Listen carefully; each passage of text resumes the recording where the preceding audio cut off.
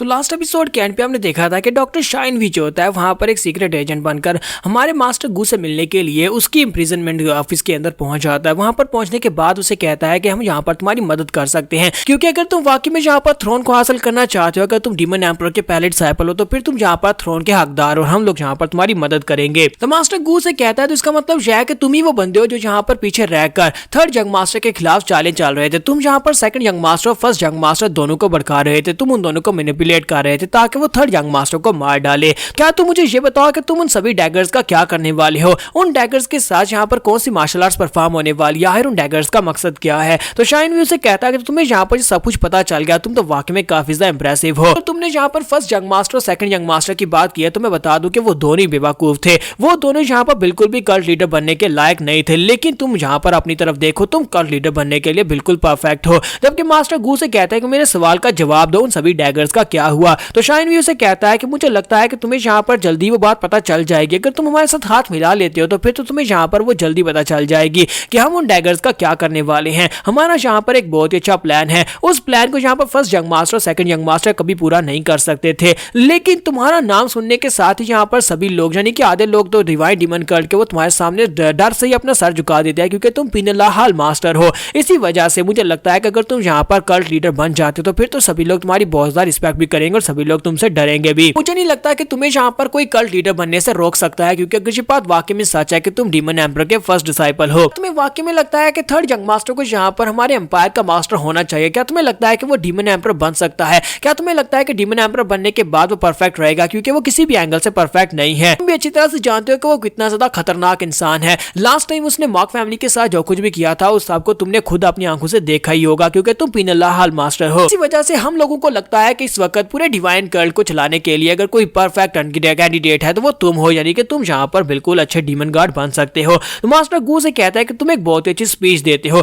तुम्हारे बात करने का तरीका मुझे बिल्कुल भी पसंद नहीं आया। मुझे लगता है कि तुम लोग यहाँ पर मेरी मदद करके मुझे आसानी से थ्रोन के ऊपर बैठा सकते हो। क्या तुम्हें वाकई में ऐसा लगता है कि तुम ऐसा कर पाओगे? तो शाइन भी उसे कहता है कि हम तुम्हारी हिम्मत करेंगे। अगर हम लोग यहाँ पर तुम्हारी मदद करते हैं तो फिर हम लोग यहाँ पर तुम्हें आसानी से थ्रोन के ऊपर बैठा सकते हैं। हम लोग तुम्हारे लिए यहाँ पर third young master, fifth young miss, six young master और सेवंथ यंग मिस, उन तीनों को भी निपटा देंगे। हम सारे सक्सेसर्स कैंडिडेट्स को मार डालेंगे, उसके बाद तुम अकेले बचोगे। तो फिर बताओ, जब तुम अकेले बचोगे तो फिर डीमन एम्परर के पास कोई और चॉइस नहीं होगी, तुम्हें यहाँ पर दोबारा से डिसाइपल सेलेक्ट करना ही होगा। तो ये बात सुनने के बाद मास्टर गू कहते, तुमने कहा कि हम, मुझे बताओ कि तुम्हारे अलावा यहाँ पर और कौन लोग हैं? तुम अच्छी तरह से जानते हो कि हमारे कल्ट लीडर इस तरह के इंसान नहीं है। अगर उनके सारे सक्सेसर भी मर जाते हैं तब भी यहाँ पर वो मुझे दोबारा से कल्ट लीडर नहीं बनाएंगे। तो शाइन भी उसे कहता है कोई बात नहीं, अगर ऐसी बात है तो हम लोग यहाँ पर कोशिश करके ही देख सकते हैं। कोशिश करने में क्या खर्च है? अगर यहाँ पर कोशिश करके ना देखा गया तो फिर तो यहाँ पर हमारा ज्यादा नुकसान हो सकता है। तो मास्टर गू से कहते हैं, मुझे लगता है कि इस तरह की बातें तुम्हारे जैसे इंसान के मुंह से नहीं निकलनी चाहिए जो कि शैडोज में रहकर यहाँ पर ऑपरेट करता है। क्या तुम यहाँ पर अपने बारे में मुझे बताना नहीं चाहोगे कि तुम कौन और कहां से आए हो? तो डॉक्टर शाइन से कहता है कि मैं यहाँ पर इस बात का तुम्हें वादा दे सकता हूँ कि तुम इस बारे में बिल्कुल भी नहीं पछताने वाले अगर तुम हमें ज्वाइन करते हो। तो जब किसी के साथ मास्टर गू अपनी तलवार निकाल लेता और कहता है कि अपनी बकवास बंद करो,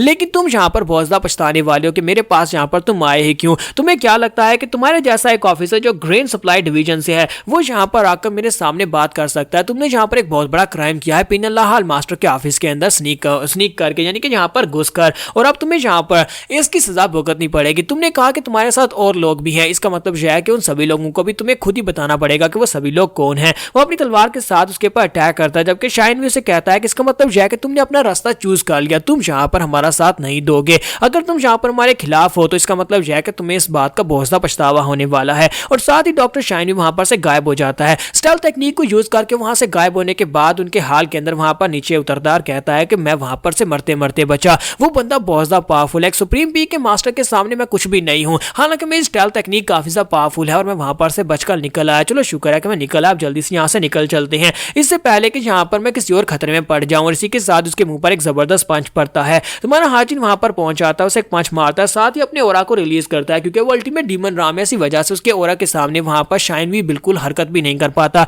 वो कहता है कि मैं तो यहाँ पर से हिल भी नहीं पा रहा, यहाँ पर हो क्या रहा है? तुम्हारा हाजिन उसके सामने आता है और उसे कहता है देखो तो जरा यहाँ पर कौन आया है, जो तो वही कमीना डॉक्टर है। काफी दिनों के बाद तुम्हें यहाँ पर देख रहा हूँ, लगता है कि फिर से तुम्हें टॉर्चर करने का वक्त आ गया है। शाइन भी जो होता है इस बात से काफी ज्यादा हैरान होता है कि सियोरियंग यहाँ पर कब से आ गया। और इसी के साथ ही मास्टर गू भी वहां पर नीचे उतर आते हैं और कहते हैं कि हमें पता था कि यहाँ पर तुम इस रूमर को सुनने के बाद यहाँ पर जरूर आओगे, तो हाजिन उसे कहता है कि मैंने इसी वजह से जानबूझकर ये रूमर फैलाया था कि तुम लोग यहाँ पर अपनी बिल से बाहर निकलो, यहाँ पर पीनल्लाह मास्टर के पास आकर उसे यहाँ पर इस बात के लिए राजी करो कि वो तुम्हारा साथ देता कि तुम लोग मुझे मार सको। मुझे पता है कि तुम लोग मुझे मारना चाहते हो। तो डॉक्टर शाइन भी उसे कहता है इसका मतलब यह है कि तुम इस सब में शामिल थे, यानी कि तुमने जानबूझकर ये सारी की सारी अफवाहें फैलाई कि तुम डीमन एम्पर के फर्स्ट डिसाइपल हो। तो इसी के साथ हमारा हाजिन उसे कहता है कि चलो जल्दी से अब यहाँ पर बकना स्टार्ट करो कि तुम किसके साथ काम कर रहे हो और क्यों ये सब कुछ कर रहे हो। और वो उसे उठाकर अंदर ले आते हैं और जेल के अंदर लाने के बाद उसे बुरी तरह से टॉर्चर कर रहे होते हैं। और वहां पर टॉर्चर करते करते वो उसे कहता है कि तुम्हें क्या लगता है कि तुम यहाँ पर इतनी आसानी के साथ मेरा मुंह खुलवा सकते हो। तो हाजिन कहता है कि हमें कम से कम इतना तो पता चल गया कि तुम लोग सप्लाई ग्रेन डिवीजन से ही काम कर रहे हो।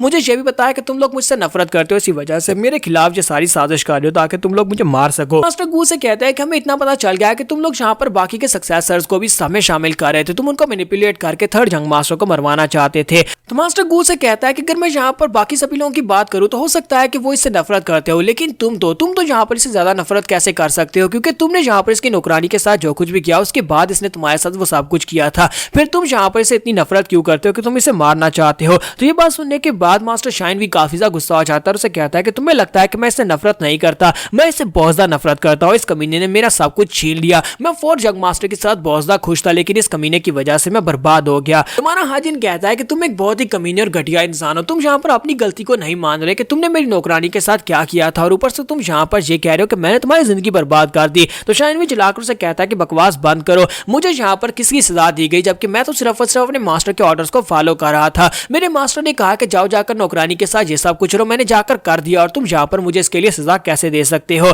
तुम्हारा हाजिन आगे बढ़ता है, उसका कान पकड़ता है और उसे कहता है कि मुझे लगता है कि तुम्हें इस बात की समझ नहीं आ रही। अगर तुम्हारा मास्टर यहाँ पर तुम्हें कुएं में कूदने का कहेगा तो क्या तुम जाकर कूद जाओगे, यानी कि अगर तुम्हारा मास्टर यहाँ पर तुम्हें कुछ भी गलत करने का कहता है तो उसके बाद जाकर तुम गलत कर देते हो, तो इसका सारे का सारा इल्जाम तुम्हारे मास्टर के ऊपर आना चाहिए। ऐसा तो बिल्कुल भी नहीं हो सकता। और साथ ही उसका कान उखाड़ देता है और उसे कहता है कि जल्दी से बताओ, तुम मेरे सवालों का अगर सही जवाब नहीं दोगे तो मैं इसी तरह से तुम्हें टॉर्चर करने वाला हूं। जबकि डॉक्टर शाइन भी कहता है क्या तुमने यहाँ पर देखा, एक बहुत ही कमीना डेविल इंसान है जो यहाँ पर मुझसे सवाल पूछने के लिए किसी भी हद तक जा सकता है। और साथ ही वहां पर उसे कहता है कि लड़के मैं यहाँ पर तुम्हें मारने के लिए कुछ भी करने को तैयार हूँ, तुमने मेरी जिंदगी बर्बाद की, मैं यहाँ पर तुम्हें मारने के लिए अपनी जिंदगी को भी दांव पर लगा दूंगा। और साथ ही उसका कलर चेंज होना शुरू हो जाता है। तो वो कहता है कि तुम लोग मुझसे जानना चाहते हो कि वो डैगर्स कहाँ पर गए, मैं तुम्हें दिखाता हूँ कि वो डैगर्स कहाँ पर हैं। उसी के साथ उसकी बॉडी के अंदर से डैगर्स निकलना शुरू हो जाते हैं। तो ये देखकर मास्टर गू और हमारा हाजिन दोनों काफी हैरान होते हैं। तो मास्टर गू कहते हैं कि ये क्या, इसकी बॉडी के अंदर से मेटल शार्ड क्यों निकल रहे हैं। और साथ ही मास्टर गू वहां पर एक जबरदस्त चीख मारता है। जब वो चीख मारता है तो उसकी बॉडी के अंदर से